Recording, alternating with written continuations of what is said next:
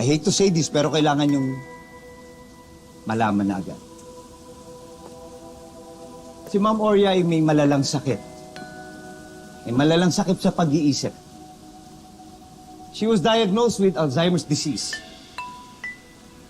Long before she granted Ina her shares in this company.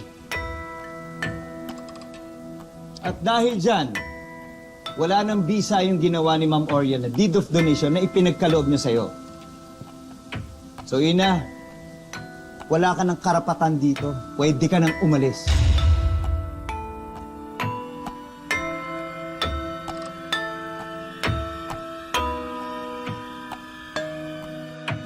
That's an absurd accusation. Ma'am Oria naman, huwag na kayong magkaila. Okay? Meron talaga kayong sakit. With that, medical record states the fact of your condition. Again, I'm sorry to say, it's an Alzheimer's disease. At yun nga yung nakakatawa eh. Di ba?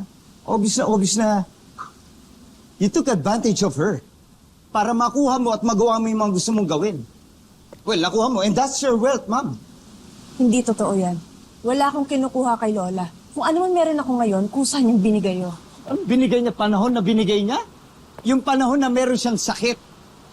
Naiintindihan mo ba yung sinasabi ko? O tanga ka lang talaga? Hindi to basta-basta sakit, Ina. It's an Alzheimer's disease, para maintindihan mo. Pero alam mo talaga eh. Sinadya mo talaga eh.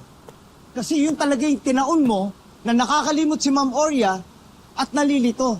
Para ano? Para magawa mo yung mga gusto mo gawin. Para mapatupad mo yung mangyayaring gusto mo dito sa kumpanyang to. You're already busted, Ina. Booking ka na sa mga plano mo kay Madam Oria, lalo na sa kumpanya. Tumigil na kayong dalawa! No, Ma'am Oria.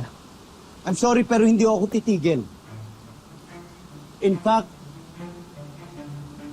I'm doing you a favor. Nililigtas ko lang kayo dyan sa katabi niyong oportunistang babae na yan.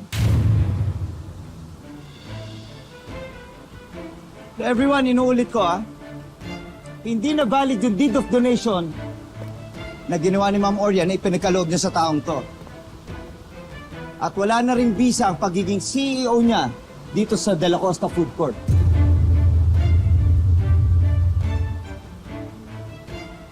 Niloko tayo ni Ina. Lalong-lalo na si Ma'am Oria. Hindi totoo yan. Mama, is it true? You have Alzheimer's? Oh, come on, Rob. You don't need to ask. Kita-kita naman dito eh. Na ginamit ni Ina yung sitwasyon ni Lola for her own interest.